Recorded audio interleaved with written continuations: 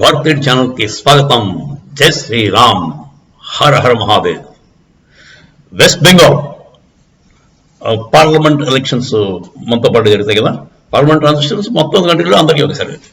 So west బెంగాల్లో 38 మంది క్యాండిడేట్లు డిక్లేర్ చేశారండి. అందరూ కూడా మంచి పాజిటివ్ బ్యాక్గ్రౌండ్ ఇమేజ్ ఉన్నవాళ్లే, అందరూ మొదటి నుంచి కూడా బీజేపీతో సన్నిహితంగా ఉన్నవాళ్లే.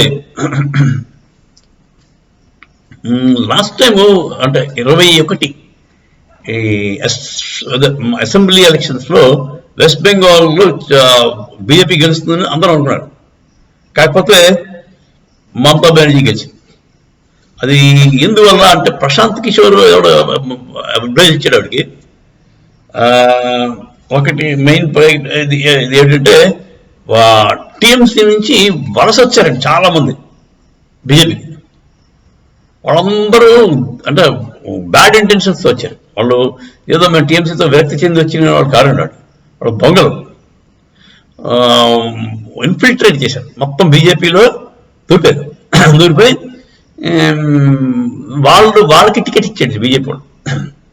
కొత్తగా వచ్చిన ఇన్ఫిల్ట్రేటర్స్కి టీఎంసీ నుంచి వచ్చిన వాళ్ళందరికీ కూడా టికెట్ ఇచ్చారు, ఎమ్మెల్యే టికెట్స్. దాంతో ప్రజలందరికీ కూడా విరక్తి పుట్టింది. ఈ దొంగలు అక్కడి నుంచి మళ్ళీ వీళ్ళే ఇక్కడికి వచ్చారని చెప్పి సో వీళ్ళకి వ్యతిరేకత పెరిగింది, బీజేపీ మీద వ్యతిరేకత పెరిగింది. తర్వాత ఇంకోటి వాళ్ళ సొంత క్యాడర్లో ఉన్న వాళ్ళ మనుషులకి అంటే ఆ మొదటి నుంచి బీజేపీని నమ్ముకున్న నాయకులకి టికెట్ ఇవ్వాలి. అదొక నెగిటివ్ పాయింట్ అయిపోయింది. దానివల్ల మీకు తెలుసు కదా ఓడిపోయింది బీజేపీ. ఈ మాట అంటే ఈ ఎంపీ ఎలక్షన్స్లో గుణపాఠం నేర్చుకుంది బీజేపీ. నేర్చుకుని వాళ్ళ సొంత మనుషులు లాయలిస్టులు వాళ్ళకే ఇచ్చింది. వాళ్ళ మంచి క్యారెక్టర్ క్యాండిడేట్ అందరికీ కూడా టికెట్ ఇచ్చింది. సో 38 సీట్లు డిక్లేర్ చేశారు, అవన్నీ కూడా కట్టడం. ఇలా ఉండగా మహువా మైత్రి అనే ఆవిడ మీకు తెలుసు కదా. ఆవిడ నాదియా ఆ రేంజ్లో కృష్ణ నగర్ ఏరియాలో ఎంపీ సీటుకి లాస్ట్ టైం గెలిచింది. ఆవిడ చాలా కాంట్రవర్సీ ఉంది. ఆవిడని సస్పెండ్ చేశాడు పార్లమెంట్ నుంచి. ఎందుకు? ఆవిడ డబ్బులు పుచ్చుకొని క్వశ్చన్స్ అడిగింది. దాని మీద ఆవిడ దొరికిపోయింది. డబ్బులు పుచ్చుకు క్వశ్చన్స్ అడిగినట్టు సాక్ష్యాధారాలు ఉన్నాయి కనుక ఆవిడని సస్పెండ్ చేశారు. సస్పెండ్ చేస్తే ప్రస్తుతం సస్పెన్షన్లో ఉంది ఆవిడ. అలాంటి ఆవిడకి మళ్ళీ టికెట్ ఇచ్చింది మమతా బెనర్జీ.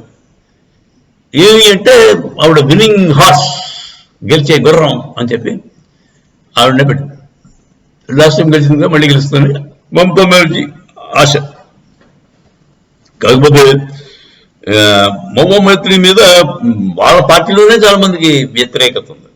ఆవిడ ఎక్కడి నుంచో వచ్చింది, అమెరికాలో ఉండేది, వచ్చి ఇక్కడికి వచ్చి పాలిటిక్స్లో దిగింది, కంటెస్ట్. తర్వాత ఆవిడ లైఫ్ స్టైల్ కూడా చాలా విలాసవంతమైన జీవితం. అది తప్పేంది అని మీరు అనొచ్చు. ఎవడి ఇష్టం వాడు. కానీ ప్రజల డబ్బులతోనో లేకపోతే పక్క డబ్బులతోనో విలాసవంతంగా ఉంటారంటే కుదరదు కదండి. మీకు డబ్బులు ఉంటే మీరు విలాసవంతంగా ఉండండి, తప్పు లేదు, మేమేమన్నాం. కాకపోతే పక్క డబ్బులతోనో లేకపోతే ప్రజల డబ్బులతోనో విలాసవంతంగా ఉంటానంటే కొంచెం అది కరెక్ట్ కాదు. అందులో పబ్లిక్ ఫిగర్స్కి, ఎంపీలు, ఎమ్మెల్యేలు, అటువంటి పాలిటీషియన్స్. సరే, ఇప్పుడు ఈవిడికి ఆపోజిట్గా బీజేపీ వాళ్ళు క్యాండిడేట్ డిక్లేర్ చేశారు. ఆవిడ ఎవరు అంటే రాజవంశీయులైన రాజమాత అమృత రాయ్. ఆవిడేమో నాదియా రాజ సంస్థానానికి చెందినాడు. నాదియా రాజ సంస్థానం అంటే వెస్ట్ బెంగాల్లో చాలా మంచి పేరుంది. వాళ్ళు 1700 నుంచి ఈ రాజుగారు 1710లోనే ఎప్పుడో కృష్ణచంద్ర రాయ్ అతను రాజా, అతను 55 ఏళ్ళ పాటు పరిపాలించాడు. పరిపాలించడం కూడా మామూలుగా చేయలేదండి, చాలా కీర్తి వచ్చింది దానికి. ఆయన చేసిన మంచి పనులలో మన హిందువులు కళలను పోషించాడు. తర్వాత ఏమో ఆయన ముస్లిమ్స్ ఆన్స్లాట్ కూడా కొంచెం ఎదుర్కొన్నాడు. తర్వాత అతను చాలా ఫెయిర్ అండ్ జస్ట్గా ఉండేవాడు అని, రామరాజ్యం స్టైల్లో ఉండేదని అందరూ ఇప్పటికీ ఆయన తలుచుకుంటారు. ఆ నదియా ఏరియా అంతా కూడా ఆయనకి, అంటే నదియాలో కాదు, మొత్తం వెస్ట్ బెంగాల్లో అతనికి మంచి పలుకుబడి పేరు ఇప్పటికీ ఉందండి ఆ రాజవంశానికి. ఆ రాజవంశానికి చెందిన రాజమాత ఈవిడ అమృత రాయ్ గారు. ఈవిడ చాలా హైలీ ఎడ్యుకేటెడ్. వీళ్ళు ఆయనేమో అంటే కోడల కింద వచ్చింది కదా. అతను 32 తరం ఆయన, రాజవంశం ఆయన. అతను కూడా మంచి ఎయిర్లైన్స్లో డైరెక్టర్ చేసి రిటైర్ అయిపోయాడు. ఈవిడ మంచి ఫ్యాషన్లో ఇంట్రెస్ట్ ఉంది ఆవిడకి, ఫ్యాషన్ డిజైనింగ్ అది చేస్తుంటారు అనమాట. సో ఈవిడ ఇప్పుడు రంగంలోకి దిగింది అగేన్స్ట్ మగువా మైత్రి. యాక్చువల్గా ఇన్నాళ్ళు వాళ్ళు సరైన పార్టీ అంటే వాళ్ళకి నమ్మకమైన పార్టీ లేక కమ్యూనిస్ట్ పార్టీలు అలాగే చేరలేదు కదా రాజవంశీ. మరి టీఎంసీ కూడా అంత బాగోలేదు కదా.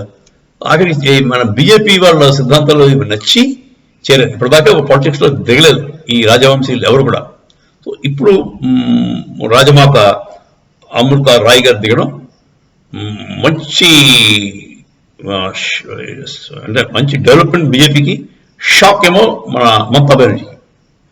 ఈ షార్ట్ సీట్ అనుకున్న మహబూబా మైత్రిది సందిగ్ధంలో పడిపోయింది. గెలవడం కష్టమేనే అందరూ అంటున్నారు. రాజమాతను తట్టుకుని ఎవడు గెలవలేడని అక్కడ వెస్ట్ బెంగాల్ ప్రజలందరూ కూడా అభిప్రాయపడ్డారు. సో ఇది చాలా మంచి సంకేతం అండి. ఇలాంటి అంటే బ్లేటెంట్లీ కరప్ట్, ఓపెన్లీ అంటే చాలా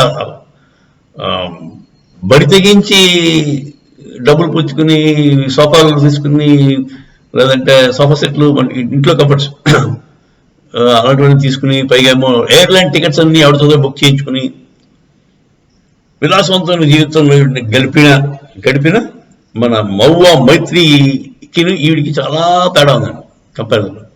సో ప్రజలందరూ కూడా రాజమాతని గెలిపిస్తారని అందరూ అనుకుంటున్నారు. మహబూబా మైత్రి పని ఇంకా అయిపోయిందే, ఆడు పొలిటికల్ కెరీర్ ఇస్ క్లోజ్. సరే, ఇప్పుడు వెస్ట్ బెంగాల్ ఎంపీ ఎలక్షన్స్లో క్యాండిడేట్స్ మంచి వాళ్ళని చూస్ చేసి పెడుతున్నారు కనుక బీజేపీ వాళ్ళకి ఈ మాట ఛాన్సెస్ చాలా ఎక్కువగానే ఉన్నాయని, అంటే క్లీన్ స్వీప్ చేసిన అనుమానం లేదని ఆవిడ ప్రశాంత్ కిషోర్ అన్నాడు. ప్రశాంత్ కిషోర్ లాస్ట్ టైం ఆవిడకి ఎంటర్ ఇచ్చినాడు. బేసిక్గా ఈ ఏది సందేశ్ కలి అది ఉంది కదా, ఆ ఎపిసోడ్ ఒకటి. ఆడవాళ్ళందరూ ఇప్పుడు వ్యతిరేకంగా ఉన్నారు. వెస్ట్ బెంగాల్లో ఆడవాళ్ళు కొంచెం వాళ్ళ సే ఎక్కువ ఉంటుందండి, కొంచెం గట్టిగా ఉంటారు వాళ్ళు. మొగుళ్ళు కూడా ధిక్కరించి ఓటేసే సత్తా ఉందండి. సో ఆడవాళ్ళు కూడా ఇప్పుడు అందరూ ఒకప్పుడు గొప్ప గుర్తుగా ఆడవాళ్ళందరూ కూడా మమతా బెనర్జీకి వేసేవారు, బికాస్ ఆవిడే ఆడదని చిన్న సింపతితాడు. కానీ ఇప్పుడు అంతా కూడా రివర్స్ అయిపోయిందండి. మమతా బెనర్జీ ఇంకా మోటామోని సాధించుకుని